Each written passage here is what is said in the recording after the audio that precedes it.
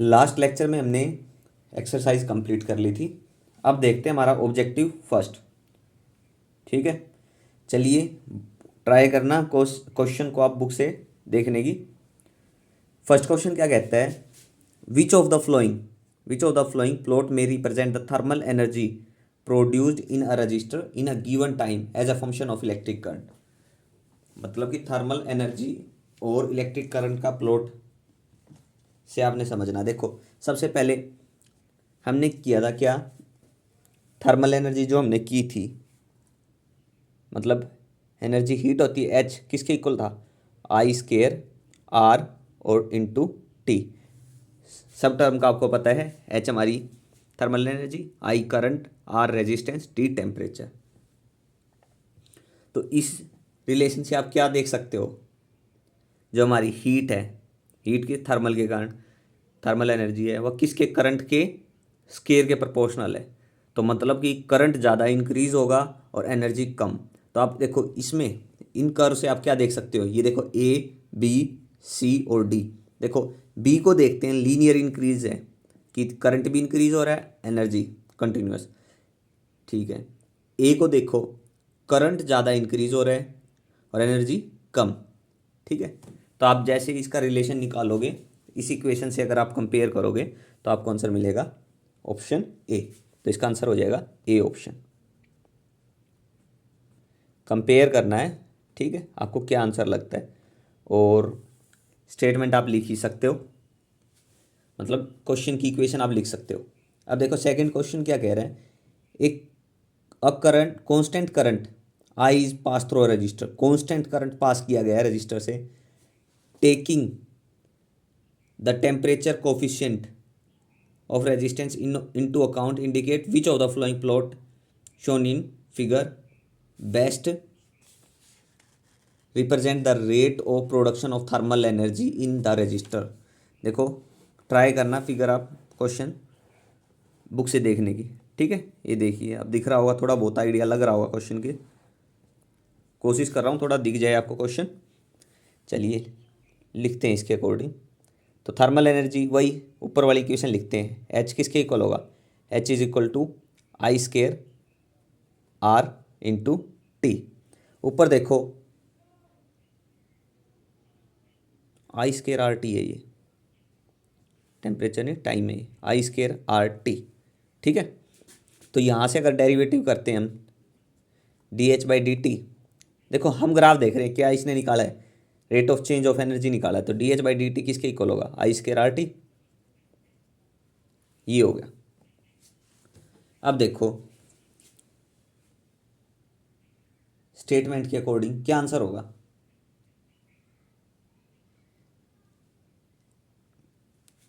जैसे ही एनर्जी बढ़ाएंगे,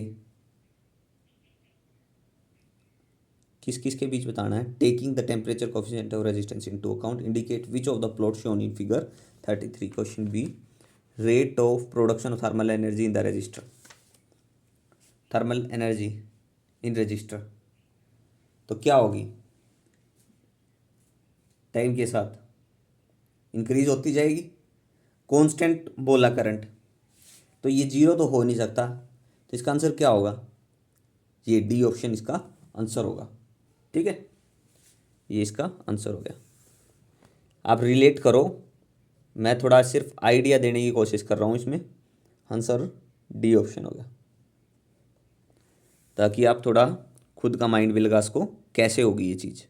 ठीक है, ना आए समझ में तो कमेंट में पूछ लेना कोई भी चीज़, फुल एक्सप्लेनेशन के फुल एक्सप्लेनेशन किसी भी क्वेश्चन की मैं फिर बता दूंगा आपको। ठीक है, यहाँ पे मैं कोशिश कर रहा हूँ सिर्फ आप क्वेश्चन को अंडरस्टैंड करो। ठीक है, चलिए क्वेश्चन को देखिए बुक से। अब देखते हैं क्वेश्चन थर्ड। क्वेश्चन थ्री क्या कहता है,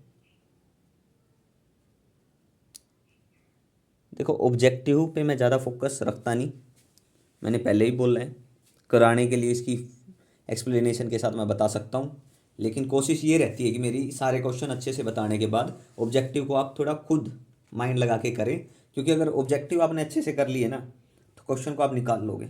ठीक है, और ऑब्जेक्टिव के किसी भी क्वेश्चन में कोई प्रॉब्लम आए तो कमेंट में डाल दो, उसका फुल एक्सप्लेनेशन मैं दे दूंगा उसको उस स्पेसिफिक क्वेश्चन के लिए। हर एक क्वेश्चन के लिए तो पॉसिबल नहीं है, लेकिन आप बताओगे तभी पता चलेगा किस क्वेश्चन में ज़्यादा प्रॉब्लम आ रही है। कोशिश ये रखो ऑब्जेक्टिव में कोई आपको रिलेशन आता है, रिलेशन से रिलेट करके निकालो ताकि आपके लिए ईजी हो जाए चीज़ें। चलिए नेक्स्ट क्वेश्चन देखते हैं।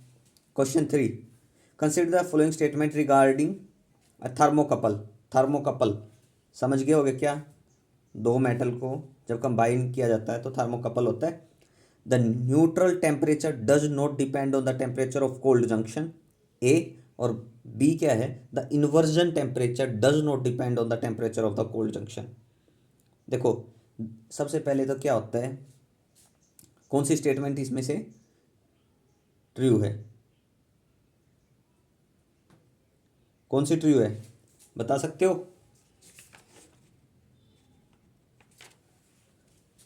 तो देखो सबसे पहले तो हमें पता है इन्वर्जन टेम्परेचर क्या होता है, न्यूट्रल टेम्परेचर का 2 टाइम होता है। सबसे पहले हमें पता है न्यूट्रल टेम्परेचर थीटा एन क्या होता है, माइनस का ए बाई बी, और थीटा इन्वर्जन क्या होगा 2 टाइम ऑफ थीटा एन का। ठीक है, तो अब देखो क्या चीज़ होती है, कौन सी चीज़ किस पे डिपेंड करेगी। द न्यूट्रल टेम्परेचर जो होता है does not depend on the temperature of the cold junction, और the inversion temperature does not depend on the temperature of the cold junction. तो जो न्यूट्रल टेम्परेचर है वो डिपेंड नहीं करता किस पे, temperature of the cold junction. ये ठीक है, ये सही है। और इन्वर्जन टेम्परेचर जो होगा उसका 2 टाइम होगा, तो वो डिपेंड करता है कोल्ड जंक्शन पे। ठीक, डज नॉट डिपेंड, तो ये गलत स्टेटमेंट है, बी स्टेटमेंट इज रॉन्ग। तो आंसर होगा इसका B. A is correct but B is wrong. Answer हो गया बी ऑप्शन हमारा। ठीक है, चलिए नेक्स्ट क्वेश्चन देखते हैं। देखो 3 क्वेश्चन है, अब तीनों का एक दूसरे से रिलेट है। थ्योरी अगर आपने पढ़ी होगी तो तीनों के जवाब बिल्कुल ईजी है। नहीं, नेक्स्ट नेक्स्ट है 5th 6th और 7th, तीनों रिलेट है। एक बार 4th कर लेते हैं पहले। The heat developed in a system is proportional to the current through it. क्या कह रहा है, जो हीट है डेवलप होती है in a system is proportional to the current through it. देखो सबसे पहले हम जूल्स लॉ की बात करते हैं। जूल्स लॉ क्या होता है, हीट किसके प्रोपोर्शनल होती है, आई स्केयर के। और पेल्टियर हीटिंग में क्या होता है, हीट प्रोपोर्शनल होती है आई के, करंट के। तो ये देखो ही जो करंट है, the heat developed in a system is proportional to current through it. It can not be Thomson heat, it can not be Peltier heat, it can not be Joule heat, it can be any of the 3 heat mentioned above. तो क्या होगा इसका answer, it can not be Joule heat, क्योंकि Joule जो heating होती है वो proportional होती है आई स्केयर के, और थॉम्सन हीट जो होती है वो भी करंट की डायरेक्टली होती है, और पेल्टियर हीट वो भी होती है। तो ये जूल हीट नहीं होगी। ठीक है, तो आंसर होगा इसका सी। मैंने बार बार बोलता हूँ एक्सप्लेनेशन से अच्छा है आप इसका रिलेशन किसी क्वेश्चन में पता हो या निकाल सकते हो तो निकाल लो और उससे रिलेट करो, ताकि क्वेश्चन भी हो और वो फॉर्मूला या रिलेशन भी आपको थोड़ा माइंड में अच्छे से फिट हो जाए। क्वेश्चन 4 के बाद क्वेश्चन 5 देखते हैं। क्वेश्चन 5 6 और 7 मैंने बोला है, तीनों को एक दूसरे से रिलेट करेंगे। देखो अब कैसे। सबसे पहले देखो क्या स्टेटमेंट है, कंसिडर द फ्लोइंग 2 स्टेटमेंट। ठीक है, इन स्टेटमेंट के बेस पे हमें आंसर देना है। The free electron density is different in different metals. Free electron density जो होती है is different in different metal, और free electron density in a metal depend on temperature. देखो सी बैक इफेक्ट जो होता है is caused, Seebeck effect क्या होगा, कॉम्बिनेशन होगा किस किस का, थॉमसन और पेल्टियर इफेक्ट का। ठीक है, तो आपको सबसे पहले ये पता होना चाहिए पेल्टियर इफेक्ट क्या है और थॉमसन इफेक्ट क्या है। ठीक है, अब देखो सबसे पहले हम बात कर लेते हैं पेल्टियर इफेक्ट, वो किसके कारण होता है, वो तो हीट होता है, मतलब कि सिर्फ टेम्परेचर का डिपेंड होता है, पेल्टियर इफेक्ट होता है टेम्परेचर के कारण, ठीक है। और जो थॉमसन इफेक्ट है वो किसके कारण होता है, थॉमसन इफेक्ट जो होता है वो डिपेंड करता है किस पे, नॉन यूनिफॉर्म टेम्परेचर पे, मेटेलिक वायर के, ठीक है। तो ये free electron density is different in different metal, ये ऑप्शन उसके लिए होगा, क्योंकि free electron density in metal depend on temperature, different in different metal, वो टेम्परेचर होगा, ए ऑप्शन होगा। तो इसके लिए क्या होगा, इसके लिए दोनों स्टेटमेंट होगी, ठीक है। मैं आपको बोल रहा हूँ इसके लिए आपको ज़्यादा देखने की ज़रूरत नहीं है, सिर्फ आप पेल्टर इफेक्ट के लिए क्या सिचुएशन होती है, थॉमसन के लिए क्या सिचुएशन होती है, दोनों को देखो, आपको तीनों क्वेश्चन के आंसर मिल जाएंगे, ठीक है।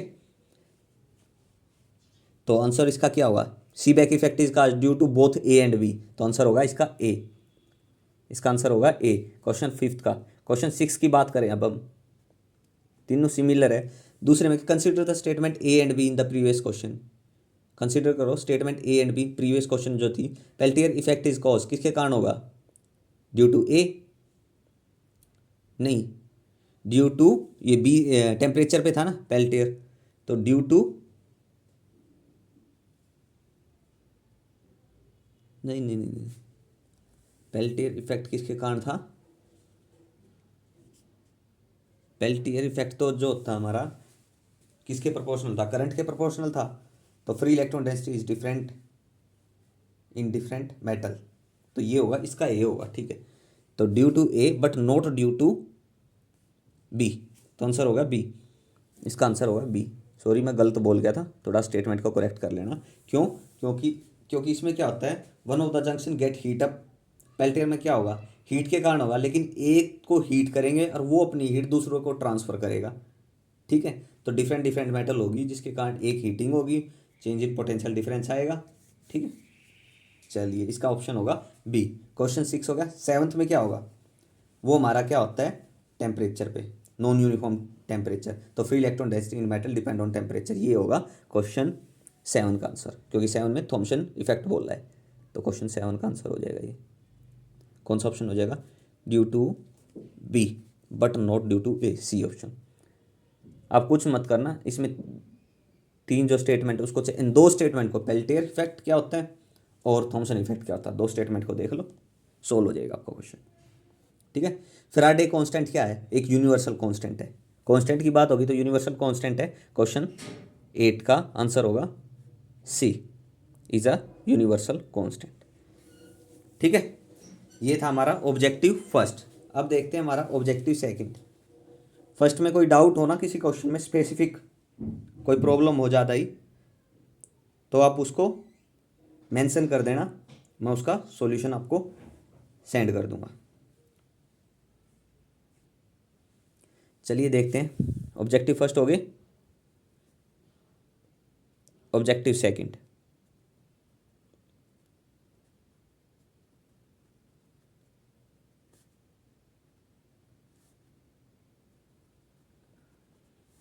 क्वेश्चन फर्स्ट,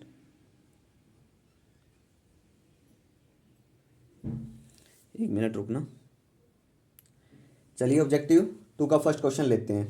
क्या कह रहा है, two resistor having equal resistance are joined in series, series में ज्वाइन कर दी, and a current is pass through the combination, तो करंट सेम होगा, ठीक है।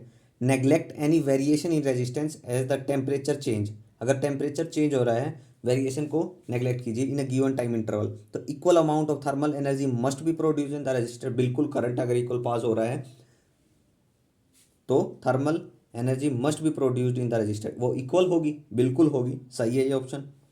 अनइक्वल अमाउंट ऑफ नहीं, the temperature must rise equally in the register,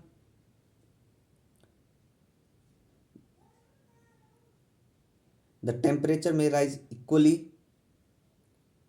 may rise या must rise, हम मैंने कई बार बताया ऑब्जेक्टिव में मस्ट की बजाय मे ज़्यादातर ऑप्शन होता है हमारा, ठीक है। तो A and D is the answer. अगर आपने थ्योरी पढ़ी होगी ना, तो इस क्वेश्चन के लिए आपको स्टेटमेंट ज़्यादा पढ़ने की भी ज़रूरत नहीं है, आप डायरेक्ट आंसर बता सकते हो, ठीक है। चलिए क्वेश्चन सेकंड देखते हैं क्या कह रहे हैं। क्वेश्चन सेकंड कह रहा है, एक copper strip AB and iron strip AC are joined at A. A पे ज्वाइन कर दी। The junction A is maintained at 0 degree Celsius and the free end जो बी और सी हैं are maintained at 100 degree Celsius. There is a potential difference between, तो किस किस में होगा? Two end of the copper strip होगा, क्योंकि दोनों एंड पे अलग अलग टेम्परेचर है, पोटेंशियल डिफरेंस होगा। The copper and the iron and at the junction, the two end of the iron strip और the free ends B and C, तो होगा क्योंकि सबका हीटिंग टेम्परेचर अलग अलग है। ठीक है, तो क्या होगा? वहाँ जनरेशन होगी थर्मो ईएमएफ की between the points that are at different temperature. ठीक है, तो ऑल होंगे इसके आंसर होगा सभी, तो ऑल लिख देना इसके लिए। नेक्स्ट क्वेश्चन देखते हैं, क्वेश्चन थर्ड।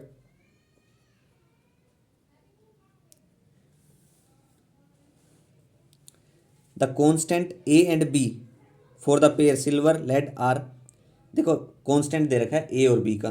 ठीक है, for a silver lead thermocouple with cold junction at 0 degree Celsius, तो there will be no neutral temperature for a silver lead thermocouple with cold junction at 0 degree Celsius, तो क्या होगा? Cold है तो there will be no neutral temperature, वहाँ neutral temperature नहीं होगा, बिल्कुल सही है। There will be no inversion temperature, अगर न्यूट्रल टेम्परेचर है नहीं 0 डिग्री है तो दोनों चीज़ नहीं होगी। There will not be any thermo EMF, ये गलत है, तो इसका there will be no current, ये भी नहीं होगा, तो ए और बी इसका आंसर होगा, ए एंड बी। मैं बार बार बोलता हूँ,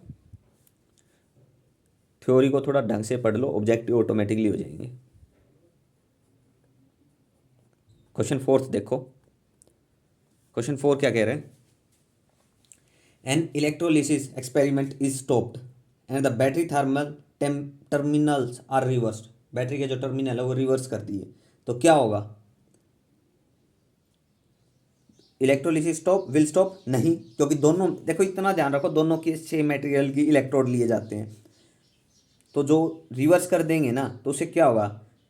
the rate of liberation of material है वो रिमेन द सेम, वो सेम ही रहेगा, क्योंकि मटेरियल सेम है, बस रिवर्स किया है, तो डायरेक्शन जो है फ्लो की चार्ज की वो रिवर्स हो जाएगी और कुछ इफेक्ट नहीं पड़ेगा, तो आंसर होगा इसका सी, आंसर इज सी। चलिए लास्ट क्वेश्चन ले लेते हैं इसका, क्वेश्चन 5। द इलेक्ट्रोकेमिकल इक्विवेलेंट, जो इलेक्ट्रोकेमिकल इक्विवेलेंट जो होता है जिसको हम लिखते हैं जेड से, वो क्या होता है? हम लिखते हैं उसको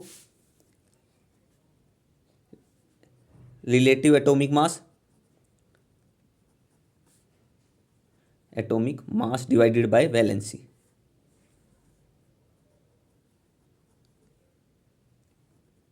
यही होती है, ठीक है। तो मटेरियल डिपेंड ऑन द, किस पे डिपेंड करता है?